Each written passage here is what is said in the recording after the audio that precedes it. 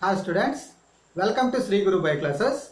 In this class we are going to discuss about one of the most important topic in respiration, that is pathway of air. How the air pass through these nostrils to alveolus. Let us observe the diagram. In this diagram, the air generally enter through these nostrils. The air enter through these nostrils. So nostrils is the first part which is involved in this pathway of air. Next, the air pass into the nasal cavity. In this nasal cavity, the air is filtered. Air is filtered. So why this air is filtered here? Generally, the air, it is a mixture of gases, okay? Along with gases, some of the dust particles are also present in that. Whenever the dust particles is present, that is enter into that our lungs, it damages our lungs. So in this, dust particles are removed in this nasal cavity. How these dust particles are removed in this nasal cavity? Generally, the nasal cavity having one moist membrane. One moist membrane.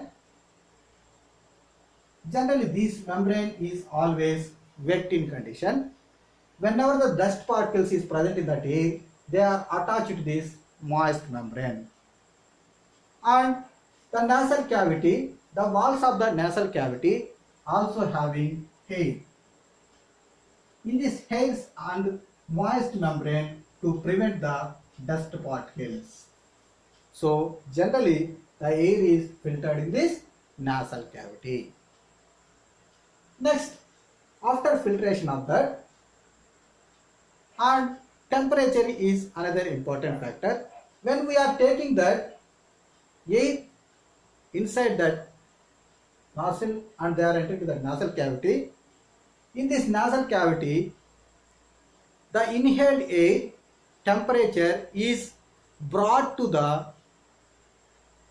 same as body temperature. The temperature is brought to similar to the body temperature. So generally what happens? Sometimes the temperature is reduced or sometimes the temperature is increased. So like that. So whenever, whatever the temperature which is present outside, they are come to that near the body temperature or equal to the body temperature. This are also happening in this nasal cavity. Next, in this filtered air and the moist air and the warmed air which is present in that nasal cavity or enter into that pharynx region. In this pharynx region, it is a common passage of both digestive system and respiratory system. It is a common passage of digestive system and respiratory system. In this pharynx, one important structure which is epiglottis. Epiglottis is present in that pharynx region. It controls the movement of food and air.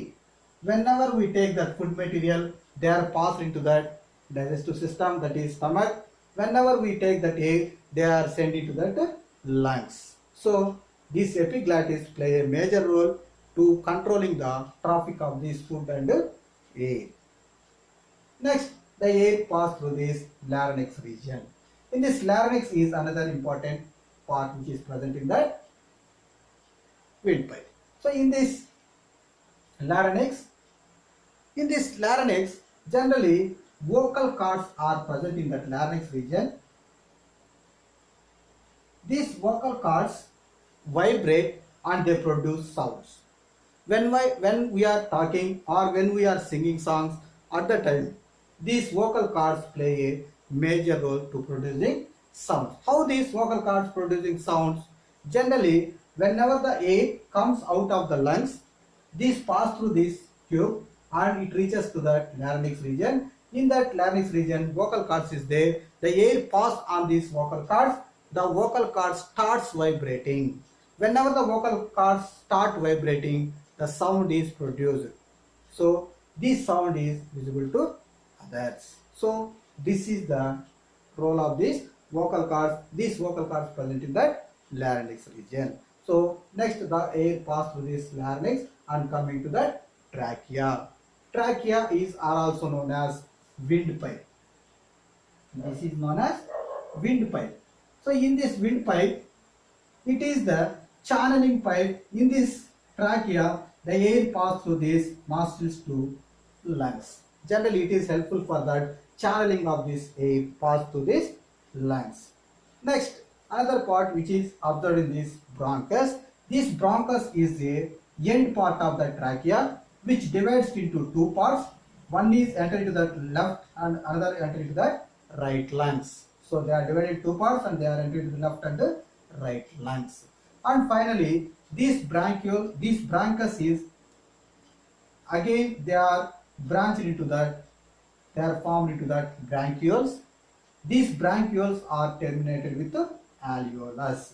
This alveolus is one of the most important structures. This is the structural and functional unit of this lungs. So generally that alveolus are also known as air cavities.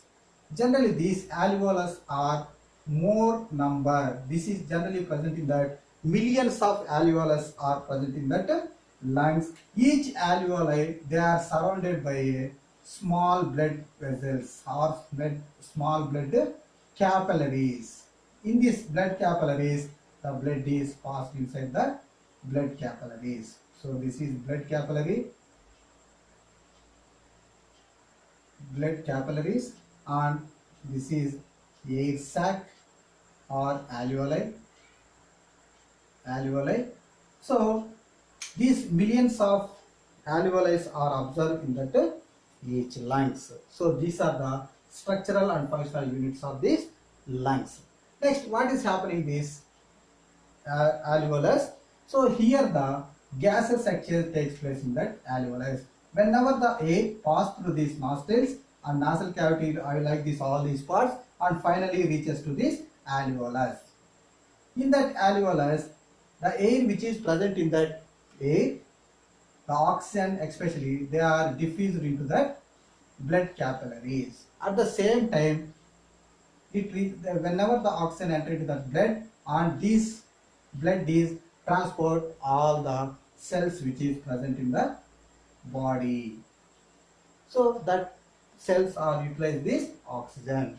At the same time, this blood capillaries carries the carbon dioxide produced in the cells, and the carbon dioxide finally it is diffused into that alveolus. So here what happened? The gases exchange takes place. Oxygen enter into the bloodstream, and the carbon dioxide produced in the blood are come into that air sac. So here gases exchange takes place. The carbon dioxide again coming back into that alveolus to bronchus, bronchus to bronchioles, bronchioles to bronchus, bronchus to trachea, larynx, pharynx, nasal cavity, and nostrils. They are come outside. So this is the simple pathway of air in this respiratory system. Let us observe the pathway in the form of flow chart. Let us see that in this first part which is involved in the process, nostrils. In this nostrils, the air passes into that nasal cavity. From this nasal cavity, pharynx. Here larynx. Next trachea. From this trachea, bronchus. From bronchus to bronchioles. So bronchioles to alveolus. Alveolus to blood. So finally the air passed into that blood. So this is the common pathway observed in this air. So nostrils to nasal cavity to pharynx, pharynx to larynx, larynx to trachea, trachea to bronchus, bronchus to bronchioles, bronchioles to alveolus, alveolus to blood. At the same time, The carbon dioxide present in the blood are again transported in that backward direction. That means the blood carbon dioxide which is present in the blood are come into the alveolus, from alveolus to bronchioles, bronchioles to bronchus, bronchus to trachea, trachea to larynx, larynx to pharynx, pharynx to nasal cavity, nasal cavity to nostril, nostrils to they are coming to the outside of the body. Next, one of the important point is keep in that mind, whenever the gases pass in these parts, this gas must be moist and warm condition. The gas which is transported through these parts, they are moist and warm in condition. Okay, this is the pathway of air. Is there any doubts on this topic? Please comment on in the comment box. If you want more videos from my channel, please subscribe my channel. Thank you. Thank you for watching.